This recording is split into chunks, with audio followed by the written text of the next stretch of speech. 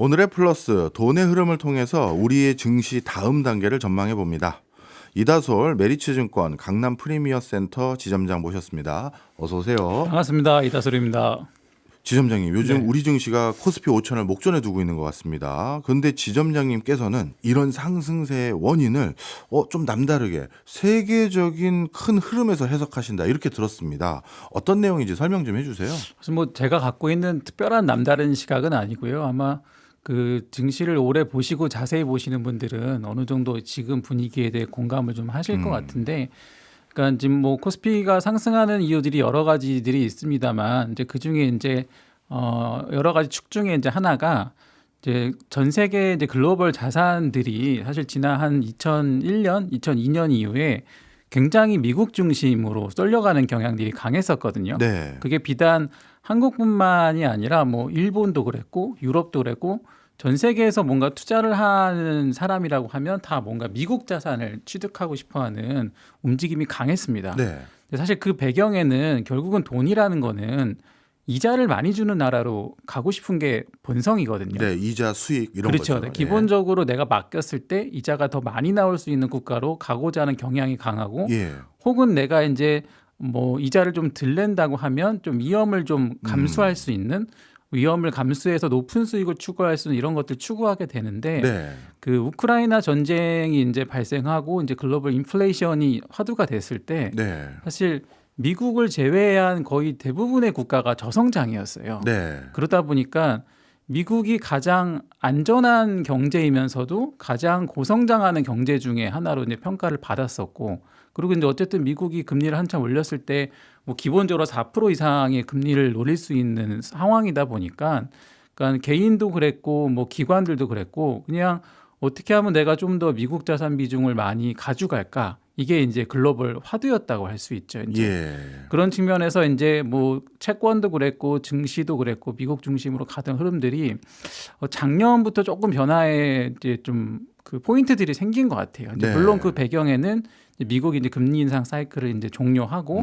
일정 부분 인하를 하면서 기본적으로 이제 글로벌 그 다른 국가들이랑 미국의 금리 차가 줄어드는 현상이 하나 발생한 게 있고, 그러면서 이제 달러가 계속 강세를 보이다가 네. 이제 달러가 좀 강세가 멈추는, 그러니까 이게 어떤 분은 좀 과격하게 해석하는 분들은 그러면 미국 경제가 꺾였다는 거냐 뭐 이렇게 말씀하는 분들도 있는데, 사실 그런 현상이라기보다는 네. 그러니까 한쪽으로 쏠렸던 것들이 좀 자연스럽게 좀 그 평균으로 돌아오는 과정 중에 있다라고 저는 좀 해석을 하고 있고요. 네. 그게 이제 실제 이제 환율로는 유로 환율이 이제 미국 대비 작년에 좀 강세를 보였었고, 그러면서 이제 미국 뭐 유럽을 포함한 좀 비미국권에 있는 증시들이 상당히 랠리를 많이 했었고, 네. 그런 것들이 이제 한국까지는 좀 온도가 미치지 못하다가 뭐 작년부터 좀 이제 한국이 그동안 갖고 있던 체력들이 좀 개선되면서 좀 한 번에 반영되고 있는 과정 중이다라고 해석을 하고 있는 거죠. 네. 사실 말씀 주신 것처럼 미국 증시 또는 미국 경제 자체가 성장도 잘하고 안전성도 높다 보니까 진짜 전 세계 자금이 그걸로 다 쓸려갔는데 지금 바뀌어가고 있는 것 같다. 네. 그럼 그런 흐름의 변화는 어디서 우리가 확인할 수 있을까요? 그러니까 일단은 가장 크게 확인할 수 있는 거는 결과값인 이제 그 상대 수익률 퍼포먼스에서 확인할 수 있을 것 같고요. 예. 그러니까 22년, 23년 뭐 전 세계 증시 국가별로 이제 뭐 수익률 내지나 이런 것들 쭉 그 소팅해 보면 미국의 미국 증시나 미국에 있는 기업들이 항상 상위권들을 차지하고 네. 있었는데, 당장 작년 같은 경우에는 이제 미국 증시 대비 이제 한국 증시가 훨씬 좋은 퍼포먼스를 보였었고, 미국보다 좀 좋은 투자 기회를 갖는 국가들이 이제 하나씩 등장들을 하게 되는 거죠. 근데 그러다 보니까 제가 이제 그 뭐 직접적으로 외국인 뭐 투자자들을 뭐 만날 기회는 없지만, 그래도 제 주변에 이제 업계에서 외국인 투자자들이랑 이제 미팅을 하는 분들이 최근에 이제 만났던 얘기를 좀 들어보면 그런 얘기들을 많이 하신대요. 그러니까 어떤 글로벌의 이제 집행기관이라고 하는, 그러니까 좀 큰 기관을 가지고 투자하는 우리나라 좀 연기금이나 네. 뭐 생명보험사들이나 그러니까 금융기관들 같은 경우에는 그러니까 늘 투자를 해야 되는 돈을 갖고 있는 데들이거든요. 그럼 이제 대표적으로 미국의 이제 집행기관들 같은 경우에 역사적으로 본인들이 항상 그 분산하는 포트폴리오의 비율이 있는 거죠. 예. 거기에서 뭐 예를 들면 뭐 달러 자산을 한 75 정도 가져가고 비달러 자산을 늘 한 25 정도 가져갔었다라는 게 예. 본인들이 뭐 거의 뭐 100년 가까이 운영을 하다 보면 나름의 룰이네요. 그죠. 예. 역사적인 평균치라는 게 존재하는데 예. 이제 워낙 이제 그 지난 몇 년간 미국 자산, 그러니까 달러 자산의 수익률도 좋고 워낙 상황이 좋다 보니까 이제 그들의 포트폴리오 내에서 그 달러 자산의 편입 비중이 역사적인 평균보다 많이 올라가 있는 상황들인 거죠. 예. 그러니까 뭐 쉽게 설명을 드리면 뭐 75대 25가 역사적 평균이었다고 하면 뭐 85대 뭐 15 뭐 이런 식으로 이제 벌어져 있는 네. 이 수치가 딱 그 수치라는 게 아니라 이제 개념적으로 예, 그렇다는 예. 얘기입니다. 그러면 이제 이들 기관들의 고민은 이제 평균으로 돌아가는 타이밍을 잡아야 되거든요. 네. 왜냐하면 항상 이게 그 증시라는 게 혹은 돈의 흐름이라는 게 그 사이클이 있기 때문에 근데 사실 미국이 금리가 계속 올라가는 상황 동안에는 그 이제 집행기관들이 그 평균으로 돌아가고자 하는 이제 액션을 안 했던 것 같고 네. 이제 그것이 이제 미국이 금리를 이제 인하하는 시점을 기준으로 해서 예를 들어서 뭐 우리가 늘 75였었는데 85는 좀 많은 거 아닌가? 그럼 일단 80으로 돌아가 볼까? 아니면 조금 뭐 급한 데들은 다시 75까지 돌아가야 되나? 그러니까 이런 고민들이 이제 시작되는 지점들이 아마 작년부터 좀 진행이 된 것 같고 네. 이제 그 중에서 누군가는 조금 더 빨리 움직이기 시작했을 것이고 누군가는 이제 상황을 지켜보다가 이제 따라서 움직이게 되는데 그 따라서 움직이는 건 올해 정도 일어날 것이다. 그렇죠. 예. 그러니까 작년 같은 경우에도 이미 뭐 유럽이나 뭐 다른 국가들 상황을 보면 네. 뭐 한국도 그랬고 이제 그 평균으로 돌아가고자 하는 이제 움직임의 출발이 이제 시작은 된 것 같고 아마 올해는 조금 고민하는 기관들도 이제 다시 이제 평균으로 좀 돌아가려고 하는 움직임들이 가속화되지 않겠냐라는 생각들을 좀 가지고 있는 거죠. 네. 어떻게 보면 그 외국인 투자자들의 예탁금을 뭐 바탕으로 해서 자금의 흐름이 바뀌어가는 길목에 있는 것 같다 말씀 네. 주셨는데 이 금융적인 시그널은 그렇지만 실물 부분도 그런 시그널이 뒷받침돼줘야 실제 자금이 왕창 옮겨질 거 아니겠습니까? 맞습니다. 네. 뭐 원자재 시장이라든가 이런 데도 변화가 있나요? 원자재 시장 같은 경우가 지금 뭐 뉴스를 보신 분들은 아시겠지만 금은동이 동시에 지금 신고가가 맞아요. 나고 있거든요. 네. 그러니까 이게 이번에 마침 2월 달에 그 동계 올림픽을 하는데 예. 그 올림픽 메달의 상징적인 색깔들이잖아요. 예. 금메달, 은메달, 동메달. 근데 보통 이런 원자재에서도 그때그때 선호하는 어떤 업황이나 주기들이 있어서 뭐 한쪽 원자재가 좀 올라가면 상대적으로 다른 게 약세가 되고 뭐 이런 흐름들이 간혹 보이는데 네. 뭐 제가 기억하기로 금이랑 은이랑 동이 이렇게 동시에 신고가가 났던 경우는 좀 이례적이긴 한 것 같아요. 네. 근데 이제 이런 것들도 사실 이제 그 전체적인 돈의 흐름의 시각에서 살펴보면 그러니까 이런 겁니다. 그러니까 아까 저희가 앞에서 예시로 설명드렸던 집행기관이라고 하는 그러니까 늘 투자를 해야 되는 이제 연기금 같은 기관들 같은 경우엔 뭐 운용 규모가 뭐 최소 뭐 2, 300조에서 많게는 1000조 이상씩 운용들을 할 텐데 그 자산을 한 군데 다 소위 몰빵한다는 거는 이제 있을 수 없는 일이거든요. 네. 그래서 늘 이제 주식 뭐 채권, 뭐 원자재, 부동산 또 이제 주식도 이제 뭐 미국 주식, 해외 주식이 늘 이렇게 비율을 이렇게 조절을 하게 되는데 예. 아무래도 이제 지금 그런 집행기관들의 가장 큰 화두는 달러가 혹시 약세로 더 가속화되면 어떡하지? 라는 게 아마 가장 큰 고민일 것 같아요. 네. 그래서 저희가 이제 과거에 이제 달러가 약세가 이제 뭐 정도가 있긴 할 텐데 달러 약세가 진행될 때 상대적으로 좋은 수익률을 보였던 자산군들을 살펴보면 예. 그 중에 이제 제일 뭐 손에 꼽는 게 이제 비철금속이라고 하는 원자재 쪽 커머디티 시장이 늘 달러 약세 구간에서 좀 자금의 흐름이 쏠리는 그 카테고리에서 해당했었고 예. 그 다음이 이제 미국을 제외한 신흥국 증시 쪽으로 돈이 이제 흘러갔던 네. 경향들이 보이는데 뭐 그런 패턴들도 이제 저희가 이제 그 뭐 금은동이나 혹은 다른 원자재들의 신고가 흐름에서 좀 엿볼 수 있는 부분이고 그렇군요. 여기서 하나 좀 특징적인 거는 근데 유독 이제 기름값만 지금 하향 그렇네요. 안정세입니다. 예. 네. 예. 말씀 듣고 보니까 예탁금 기준으로 금융 부분에서도 그리고 원자재라는 실물 부분에서도 돈의 흐름이 바뀌어가는 것 같다라는 시그널이 여기저기서 목격되는 것 같은데 그런데요. 우리 증시에서 요즘 외국인들은 주식을 사고 있습니까? 팔고 있습니까? 외국인 같은 경우에는 작년 이제 하반기 포함해서 올해 이제 초에는 전체적으로는 이제 매도를 하고 있는 흐름인 예. 것 같고요. 그래서 그거에 대해서 사실 외국인의 컴백 시점을 기대하는 이제 움직임이 기대감이 많고 언제 돌아올 것이냐는 그 예측들이 많이 있는데 네. 그러니까 이 부분에 대해서도 사실 저희 현업에 있는 사람들도 네. 이게 정황상으로는 이제 빗달러 자산 투자가 늘어날 것 같은데 국내 증시에 외국인이 아직 뭔가 본격적으로 사는 느낌은 아니니까 이 시점이 언제일까에 대해서 사실 좀 고민을 하고 있는 부분이 있고요.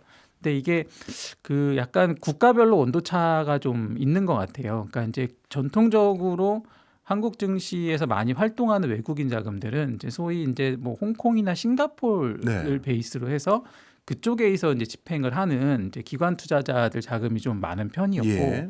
그리고 이제 요런 그 기관들 같은 경우에는 늘 한국 시장에 이제 예전부터 이미 들어와 있어서 이제 사고팔고를 좀 구간별로 반복했었던 자금들의 성격이 강합니다. 이제 네. 근데 그런 기관들 같은 경우에는 원체 작년에 이제 한국 증시가 수익률도 좋았었고 사실 올해도 이제 연초 대비 좀 퍼포먼스가 나고 있는 상황이기 때문에 일정 부분 좀 차익 실현에 대한 좀 욕구가 있는 것 같고요, 확실히. 근데 이들도 사실 상황을 살펴보면 그 본인들이 투자했던 비율 대비했을 때 이제 증시가 거의 뭐 70% 이상 오르다 보니까 뭐 15% 투자했던 데들도 한 25%가 된 거고 네. 뭐 30% 투자한 데들은 50%가 비율이 됐을 거기 때문에 예. 거기에 대한 좀 조정이 좀 필요한 기관들이 존재하는 거죠. 아. 근데 반면에 이제 그 사실 올해 뭔가 이제 시장에서 좀 기환을 기다리고 있는 자금들 같은 경우에는 최소한 최근 한 5, 6년 동안 한국 증시에 이제 없었던 그 이제 좀 연기금 성향의 롱머니들 네. 이런 돈들이 사실 들어와 주면 증시 입장에서 가장 큰 받침목이 버팀목이 되는 그렇죠. 하방을 역할을 막아주니까요. 예. 그래서 결과적으로 이제 그런 기관들은 이제 연 단위로 이제 집행을 하기 때문에 예. 어느 순간인가 이제 올해 자금들의 배분들을 시작을 할 텐데 이제 그 시점이 이제 언제가 될 거냐, 혹은 거기서 한국에 대한 비중이 어느 정도 이제 올라올 거냐가 아마 올해 연간으로 우리나라 증시를 뭐 결정할 수 있는 뭐 주요 변수라고 볼 수 있습니다. 네. 각 국가의 국부펀드나 연기금처럼 긴 텀으로 그러니까 긴 기간 동안 투자하는 자금들이 한국 증시에 올지 안 올지 결정하는 뭐 시점 일반적인 뭐 그런 기간들이 어느 정도라고 보면 될까요? 뭐 3월입니까? 2월입니까? 사실 저도 뭐 그런 기관들에서 근무한 건 아니라서 예. 이제 정확한 시점은 저도 뭐 좀 예측하기 좀 어려운 것 같고 근데 대부분 연초인가요? 그래도? 보통은 이제 우리나라 연기금 기준으로 놓고 보면 예. 이제 제가 이제 예전에 그 전 직장에서 운용사에서 이제 펀드 예. 매니저 할 때의 경험을 좀 반추해 보면 그러니까 보통 이제 연말이 되면 이제 1년의 성적표가 나오거든요. 예. 그리고서 이제 작년 성적에 따라서 이제 1월 중에 그러니까 운용사 같은 경우에는 좀 잘한 운용사랑 못한 운용사를 이렇게 그 평가를 하게 됩니다. 네. 그 평가 기간이 끝나고 나면 보통 한 1월 뭐 말 정도에 이제 성적표가 나는 네, 거예요. 네. 그럼 이제 그 성적표를 가지고 어떤 회사는 이제 사장님한테 칭찬도 불려가고 받고 어떤 데는 뭐 이제 칭찬받고 신나게 깨지기도 하고 직장인은 이제 비애가 갈리는 예. 구간들이 오는데 보통 그럴 때 이제 1월 한 제 기억에는 그 국내 기준으로 한 1월 말 정도나 이럴 때 성적표가 오면 그때부터 이제 배분들이 벌어집니다. 그럼 네. 이번에 너네는 잘했으니까 올해 작년 대비 자금을 한 30% 정도 더 얹어주겠다. 내지는 올해 뭐 좀 못한 데들은 작년 대비 한 30% 정도를 회수하겠다고 해서 이걸 다시 이제 분배되는 게 보통 뭐 네. 되게 1월 말에서 뭐 구정 전쯤에 벌어졌던 기억들이 있는데 그래서 늘 그때 되면은 긴장감으로 네. 이제 이메일을 기다렸던 기억들이 있는데 뭐 나라마다 혹은 기관마다 평가 주기들은 다르겠지만 보통은 이제 그 평가 기간이 끝나면 이제 일정 기간의 평가 기간을 갖게 되고 예. 그 이후에 이제 집행들이 벌어지는데 뭐 그런 집행 기간들의 좀 뭐 텀이 뭐 최소 어쨌든 뭐 봄이나 상반기 전에는 이루어지지 않을까라고 기대는 하고 있습니다. 그렇군요. 그럼 말씀 듣고 보니까요. 그런 외국인의 어떤 장기 투자 자금마저도 우리나라 증시에 좀 흘러 들어오고 이런 뭔가 달러 강세 기반으로 한 증시 흐름이 아닌 다른 변곡점이 생기면 우리 증시가 더 크게 반등할까요? 그게 많은 분들이 제일 궁금해하실 것 같은데. 그러니까 이게 뭐 크게 반등한다라는 기준은 사실 뭐 각자마다 다를 수 있는데 네. 사실 작년 1년으로 보면은 이미 좀 크게 반등을 한 상태긴 하죠. 그래서 연간 70% 이상이 올랐어요. 그렇죠. 그래서 이제 사실 현업에 있는 분들도 그러니까 이렇게 증시가 큰 폭으로 상승하는 거는 이렇게 뭐 흔하게 있는 경험들은 그럼요. 아니기 때문에 이거를 이제 수치적으로 좀 어떻게 해석해야 되냐에 대해서는 고민들이 많아요. 네. 그러니까 뭐 저를 포함해서. 그럼 저희가 이제 사실 좀 그 감정적으로 제일 헷갈릴 때는 그냥 가장 객관적인 이제 데이터를 가지고서 평가를 하는 게 어떻게 보면 제일 합리적이라고 생각을 하는데 네. 저희가 보통 이제 어떤 증시의 이제 비쌈을 논할 때 가장 쉽게 쓰는 지표가 이제 PER이라는 지표를 씁니다. 이제 네. 그러니까 버는 돈 대비했을 때 지금 얼마 정도의 가치를 받고 있냐. 예를 들어서 뭐 100억 버는 기업이 1000억이면은 이제 10배라고 얘기를 네. 하는 거고 100억 버는 기업이 2000억이면 20배라고 표현을 하는데 우리나라가 지금 그 현재 한 4,500에서 5,000 사이를 이제 타겟으로 놓고 봤을 때 올해 지금 애널리스트가 추정하는 우리나라 기업들이 벌어들이는 돈 대비했을 때 증시 PER을 대부분 한 11배가 조금 안 된다고 평가하시는 것 같아요. 네. 그러니까 4,500 기준으로 한 뭐 10.1배 정도 됐으니까 뭐 5,000이라고 가정하면 11배 정도가 될 것 같은데 지금 1월 한 둘째 주 기준으로 글로벌 전체의 PER이 평균 한 18.8배 정도가 되고요. 그다음에 선진국 같은 경우는 19배 이상 그리고 이제 신흥국 증시라고 불리는 애들도 보통 보면 평균적으로 한 13배에서 14배 정도 되거든요. 네. 그래서 아마 그냥 문득 떠올리시는 좀 우리보다 좀 약간 경제 수준이 좀 떨어진다고 생각하는 증시들도 대부분 한 14배, 15배 정도에 있는 증시들이 많은데 왜냐하면 전 세계 증시 평균이 한 18배 한에서 19배 사이 정도 되니까요. 네. 그렇게 놓고 봤을 때는 뭐 글로벌 평균이 18.8배라고 하면 예. 그 11배를 사실 이제 비싸다고 평가하기에는 그렇네요. 좀 모자란 수치들이 있는 거죠. 예. 그러니까 물론 이게 뭐 우리나라가 상대적으로 늘 글로벌 증시보다 저평가됐던 것들을 감안하더라도 저는 11배 수준을 이제 비싸다고 표현하기는 좀 어색한 것 같고요. 네. 그다음에 좀 역사적으로 봤을 때도 최근에 가장 컸던 랠리가 이제 코로나 때 주가 상승이었던 것 같은데 그때 제 기억에 코로나 때 주가 고점이 한 PER 14배 중반 정도에서 형성됐었던 뭐 경험들도 있고 뭐 그 이전에 조금 더 큰 장에서는 조금 더 올라간 경향도 네. 있었는데 그래서 적어도 올해 이제 기업들이 버는 이익의 체력 대비로 했을 때는 11배 정도는 그래도 가격적으로는 여전히 메리트는 있어 보인다라고 볼 수 있을 것 같습니다. 그러면 그냥 뭐 그냥 재미삼아 상상을 네네. 해보면 14배는 우리 간 적도 있으니까요. 있죠, 예. 그럼 14배나 15배면 지금 코스피 기준으로 30% 가까이 더 올라가는 건데 네. 그러면 코스피 5천이 아니라 6천은 훌쩍 넘고 7천 언저리까지 가는 수준인데 혹시 이런 것도 네. 기대해 볼 만도 할까요? 그러니까 이제 보통 이제 베스트 시나리오라고 하죠. 예. 그러니까 베스트 시나리오 상에서는 이제 분명히 이게 그런 타겟 지점들이 이제 존재할 거고 예. 다만 이제 여기서 좀 오해를 하시면 안 되는 게 예. 이거를 이제 그 달성해가는 이제 기간이 존재할 거거든요. 네. 그러니까 우리가 어떻게 보면은 늘 저평가받던 증시가 전 세계 증시에서 이제 저평가가 해소돼가는 과정 중에 있는 상황인데 네. 뭐 이게 뭐 한 석 달, 넉 달 만에 해소되지는 않겠죠. 그래서 이제 뭐 좀 기간을 놓고 보면 우리가 지금 증시의 체력 자체는 뭐 과거에 14배 정도 봤었던 그런 뭐 베스트 시나리오를 뭐 염두에 볼 수도 있는 있다. 상황이다 분명히. 가능성도. 근데 예. 이제 그거의 가장 큰 배경에는 결국은 사실 증시라는 거는 여러 가지가 존재하지만 결국은 기업들이 얼마나 돈을 버느냐에 따라서 그렇죠. 평가받는 거지 않습니까? 예. 그러니까 1차적으로 기업이 얼마나 돈을 잘 벌고 그 잘 버는 거에 대해서 얼마의 멀티플을 줄 거냐는 좀 패션 트렌드 같이 좀 경향들이 존재하는 것 같은데 네.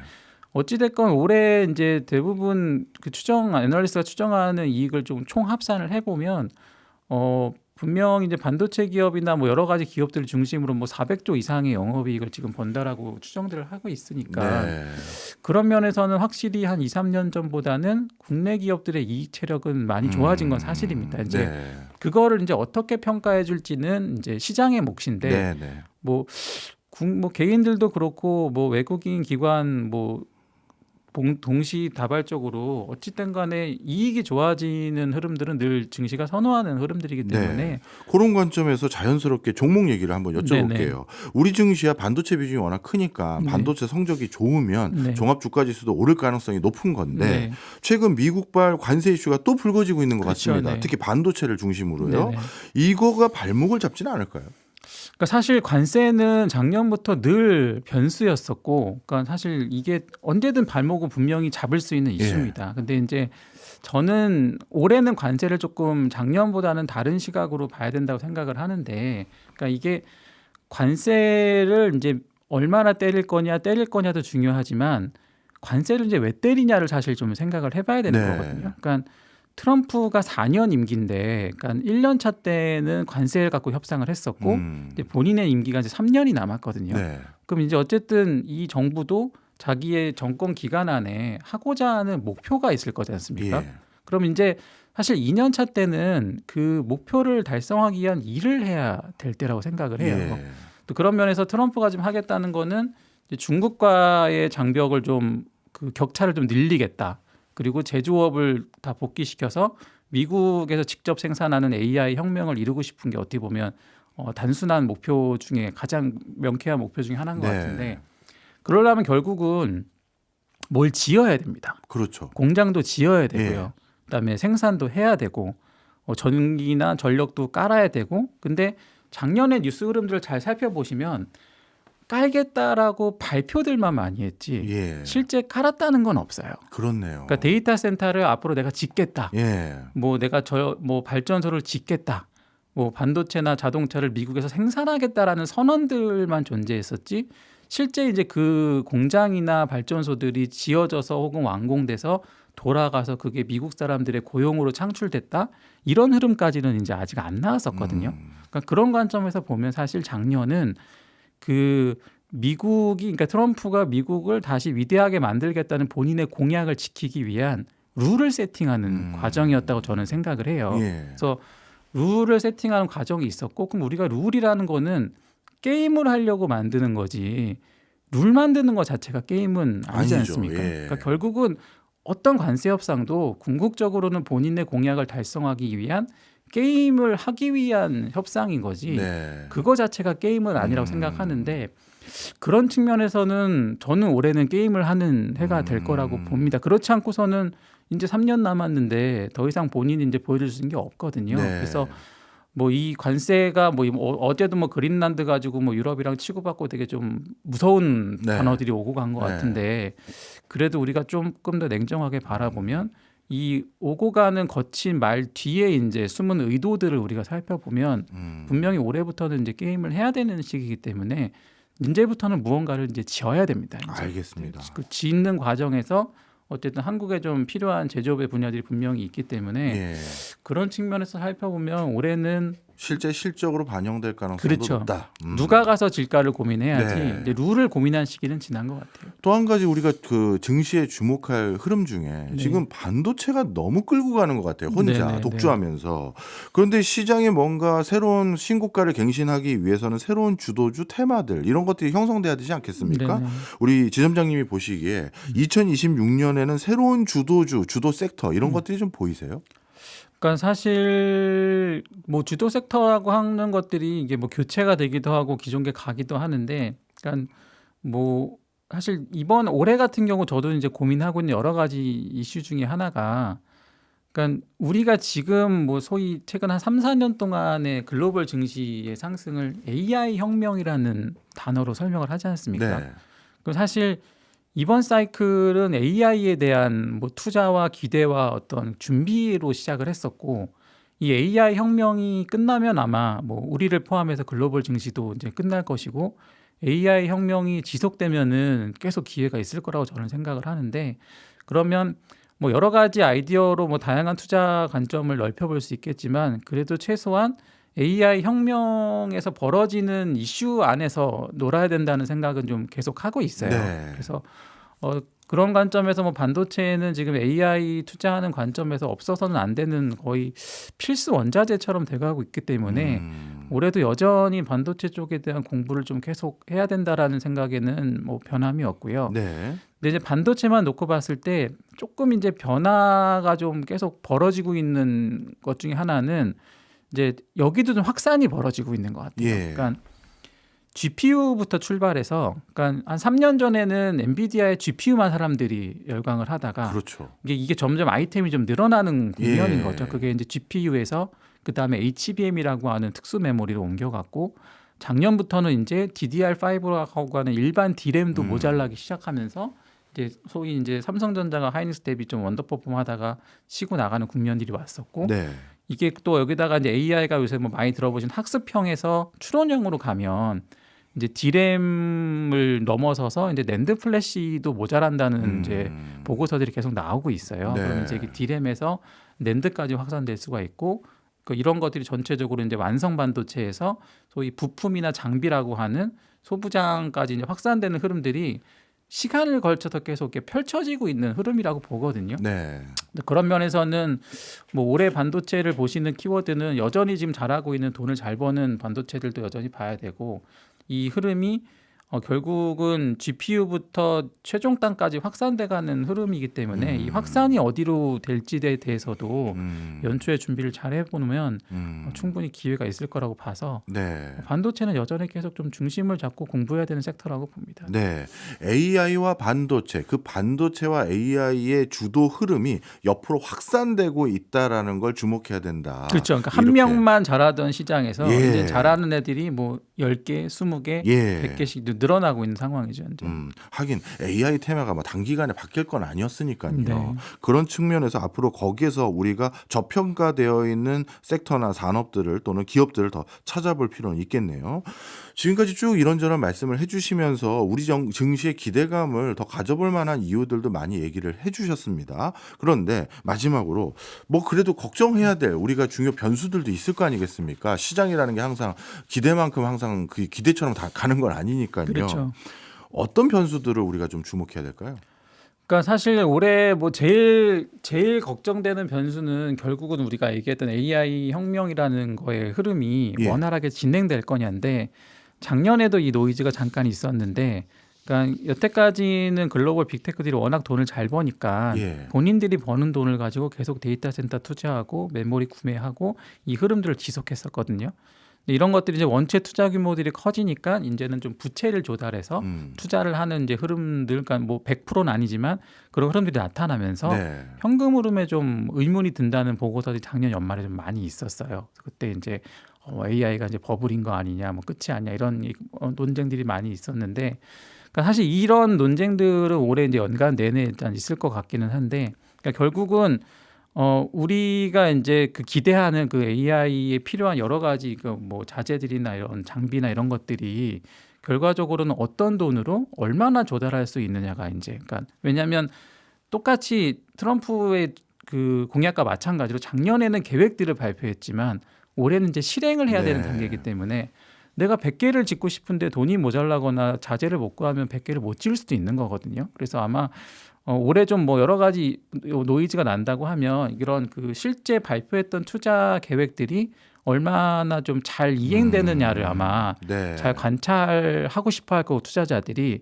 그 여기서 또 이제 좀 하나 갈리는 게 분명히 이제 투자 발표했던 계획을 잘 지키는 기업들이 있을 것이고 그렇겠죠. 뭔가 여러 가지 핑계와 이런 기획들이 좀 딜레이되는 회사들이 나올 거예요. 네. 사실 작년 같은 경우에는 계획을 발표하면 인정을 해줬던 장이기 때문에 계획만 가지고도 다 키 맞추기가 이루어졌었지만 올해 같은 경우, 특히 올해나 뭐 내년 같은 경우에는 실제 네가 발표한 계획들이 잘 실행됐냐를 시장이 좀 냉정하게 좀 평가를 할 것 같거든요. 네. 그런 면에서는 뭐 올해 만약에 좀 걱정해야 될 거리들을 좀 체크할 게 있다고 하면 뭐 첫 번째는 그 AI의 투자 계획들이 얼마나 잘 이루어지느냐를 좀 점검을 해야 될 것 같고, 두 번째는 이제 지금 뭐 일본의 이제 금리가 최근에 좀 급하게 오르고 있어서 이 일본의 금리가 올라오면 저희 과거 경험상 N 캐리 자금이라고 하는 이제 투자 자금들이 이제 매도가 좀 나오는 경향이 네. 좀 존재하거든요.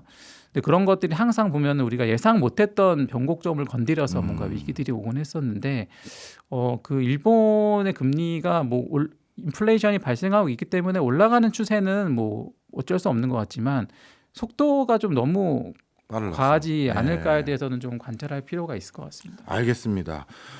중요한 키워드. 작년에는 계획만 가지고도 주가가 올랐지만 올해는 실제 실행하고 있는지 살펴봐야 된다. 이거 참 우리가 귀담아 들어야 될 대목이네요. 지금까지 이다솔 메리츠증권 강남 프리미어센터 지점장이었습니다. 고맙습니다. 감사합니다.